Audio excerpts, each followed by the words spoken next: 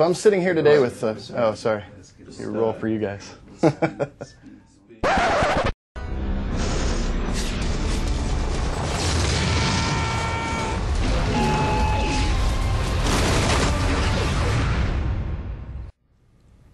I'm sitting here with James Franco, who is the star of the brand new movie Flyboys. James, thanks for joining us today.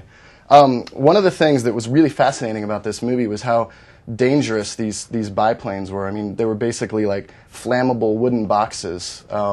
Did you know anything about this going in, or did you have to do some research on?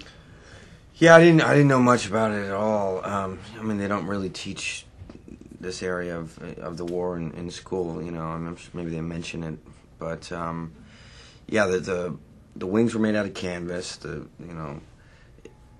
I think a lot of the body was made out of canvas just stretched over wood, and so like you step on it wrong and your foot goes through it.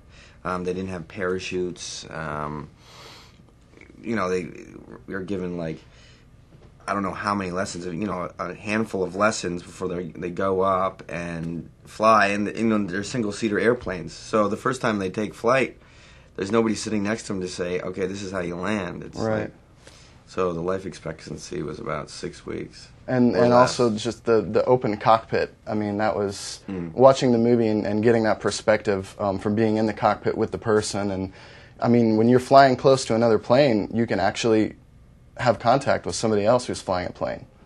I mean, you know, you guys are actually like not talking to each other, but you know, you can make eye contact and see facial expressions and things like that. I'm sure that they could yell to each other and everything, but yeah, you're out in the open and yeah, it's not like jets where. Right.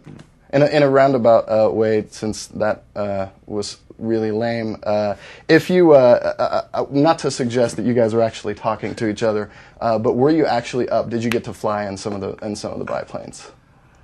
Yes. Well, when I signed on to do the film, I actually went and got my pilot's license, so I learned how to fly.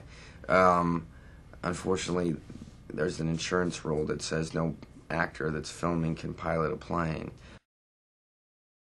So I couldn't fly one of the single-seater planes, but all the actors went up in a two-seater open cockpit plane called a Stearman, and they'd put the camera, we'd sit in the back seat, and they'd put the camera in front of us so it looked like it was a single-seater.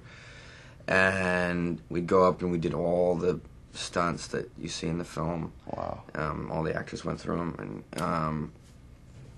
and then they'd augment that with special effects and, you know, add bullets and do things so, you know, the planes can cross really closely without endangering any pilots. I mean, when Howard Hughes did the same thing in Hell's Angels, 3 people died. So. Right. And it seems like for you, this is maybe the third kind of heroic leading man role that you've had in a row. And I know that obviously we've got Spider-Man 3 coming out next year. It seems like Harry Osborn is kind of entering a darker place. Is that going to be something different from what you've been doing lately, or on Spider-Man? Yeah. Well, actually, what you find out is he is related to Bruce Wayne. And the Joker comes and he's up to his tricks. This is what happens when I ask about Spider-Man, huh? No, that's what happens. All right, and really quickly, Freaks and Geeks, best TV show ever. Thank you. Desario went from a freak to geek. Do you think that he's still playing Dungeons and Dragons with the geeks right now? I think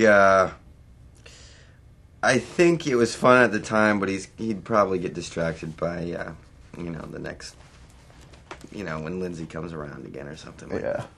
All right. Well, thanks very much for taking the time with us today. I really appreciate it. All right, buddy. Thanks, man.